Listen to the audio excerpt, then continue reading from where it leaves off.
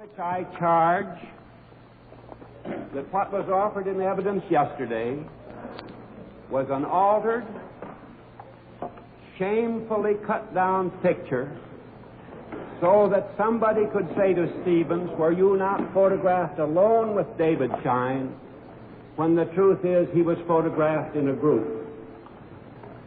I would like now to offer the picture that I have in my right hand as the original, undoctored, unaltered piece of evidence. Mr. Chairman, the point of order is this, that Mr. Welch, under the guise of making a point of order, has testified that a picture is doctored. He makes a completely false statement, so this is a group picture. It is not. The counsel advises the chair, may I say, that... May I finish my point of order, Mr. Chairman? Not a point of order, you can't. Counsel advises the chair that the senator is engaging in a statement of cross-examination rather than a point of order. Mr. Chairman, I am getting rather sick of being interrupted in the middle of a sentence. If what I say... I would like to say that if... Now, Mr. Chairman, do I have the floor now or do I not? The counsel says it's not a point of order. Oh, be quiet. Mr. Chairman? I haven't the slightest intention of being quiet. Mr. Chairman, do I have the floor? The counsel is running this committee and you're not running it. Mr. Chairman, do I have the floor? Mr. Chairman, may I suggest, I'm getting awfully sick of sitting down here at the end of the table and having whoever wants to interrupt in the middle of a sentence. Now, Mr. Welch made a statement. I raised a point of order that it was not a proper point of order. That it was not a proper point of order that he raised. And when Mr. Welch, under the guise of a point of order, said this was a group picture, I suggest that the chair make the record clear that Mr. Welch was not speaking the truth. I'll ask you whether or not you told me that you had documentary evidence in the form of a photograph of Mr. Stevens and Mr. Shine corroborating your statement to me that Mr. Stevens requested his photograph be taken with Shine. Is that correct? I told you, sir, that as far as I knew, there was a picture of Mr. Stevens and Private Shine taken on November 17th. There was and there is. Was that original, the photograph introduced yesterday, delivered to me by you or a member of your staff prior to my cross-examination of the secretary? May I describe it? Was Yes, sir. anything ever said to me up to this time about any person being cut out of that photograph? No, sir, I don't think anything was ever said to you about any person being cut out of that photograph. I now find, on inquiry of a member of the staff, that they saw some third person who was not recognizable and was not recognized standing to the side. That Mr. Stevens and Mr. Shine were facing each other and looking at each other.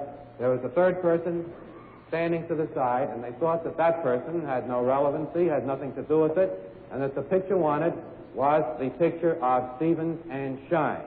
Mr. Welch questions James Juliana, assistant to the McCarthy Committee. Well, then the only thing to do was to bring in the photostat of the original picture with 3 people in the cast. Isn't that right?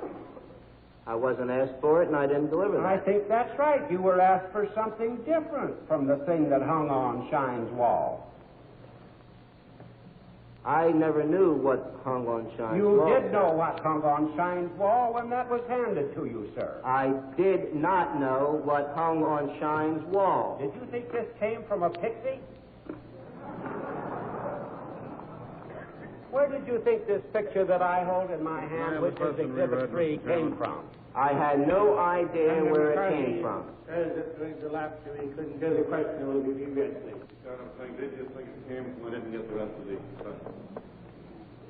question. Question. Did you think this came from a pixie? The counsel, for my benefit, define, I think he might be an expert on that. Yes. Well, a pixie. Yes. I should say, Mr. Senator, that a pixie is a close relative of a fairy.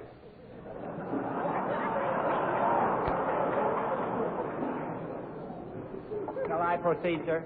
Have I enlightened you? I trust that you will confirm your agreement with this program. If you are in accord, please sign as indicated below. Senator, here's the letter, and if you will sign it, then we can get this matter settled. Mr. Simon, I think, I'm glad we're on television. I think the millions of people can see how low that a man can sink. I repeat, they can see how low an alleged man can sink. He's been asked here to come before the committee and give the information which he has in regard to this investigation.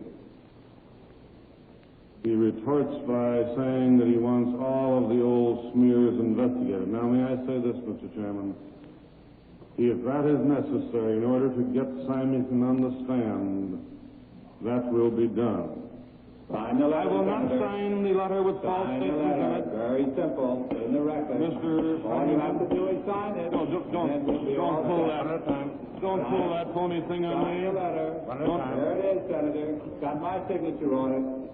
You have a document with false statements in it. I will not sign and agree that's true. You're not fooling anyone. You're not fooling anyone, Mr. Symington. Senator, I'm sure of that. Senator, let me tell you something. The American people have had a look at you for 6 weeks. You're not fooling anyone either. Personal privilege to give Mr. Symington the right to ask one question. I do want to raise that point before we leave this afternoon. Raise it briefly then, because you have to adjourn the vote. I will raise it as briefly as I can, but may I say that Senator Symington has been here by innuendo trying to smear this staff of young men who have been working to dig out communists. He's talking about what might happen if there were subversive on the staff. I would like to ask him now, even though he's not under oath, whether he has any information at all of any kind to justify this attempted smear against these 14 young men who have done such an excellent job uncovering communists. If he has no information, then he should be honest enough to tell us. If he has information, he should take the stand and take the oath as these young men have been taking it. Now, may I ask you, Senator, do you have any information to indicate that there is anyone on my staff who is subversive, as you have indicated in your questioning? Senator Simon didn't answer the question, and we're going to have to recess for the vote. I will answer that question this way, Senator McCarthy. In all the years that I have been in this government, based on the testimony that's been given before this committee under oath, I think the files of what you call my staff, my director, my chief of staff, have been the sloppiest and most dangerously handled files that I have ever known of since I've been in the government. Mr. Chairman, now you can run away if you like, Stu. You can run away if you like. You have been here trying to smear the staff of this committee. The young men who have been working to uncover communists, you jump up and run away without answering the question. I have asked you a simple question. Do you have any evidence of any kind to indicate that there's any subversive amongst these young men? If not, you are leaving here this afternoon, leaving a smear upon the name of each and every one of them. You shouldn't do that, Mr. Symington. That's just dishonest. That's the thing that the Communist Party has been doing too long. Apparently, every time anybody says anything against anybody working for Senator McCarthy, he is smearing them and he's accusing them of communism. Just answer the question. Do you know of any subversive? That's the best answer that I can give. Do you know of any? I'm in recess until 10 o'clock. You won't answer whether you know of any subversive. Mr. Chairman, even though the chair is leaving, I want to make this record. And Mr. Reporter, will you take this down? Mr. Reporter, will you take this down?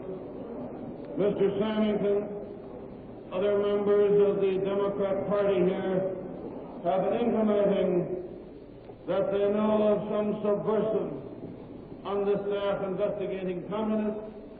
I have asked Mr. Symington point blank to tell us whether he knew of any such subversive. He runs away. He won't answer the question. May I say that is the most dishonest, the most unfounded smear upon some of the most outstanding young men that I have ever seen work to uncover communists. And before this is over, The American people will have a better picture of it. I guess we must go on vote now.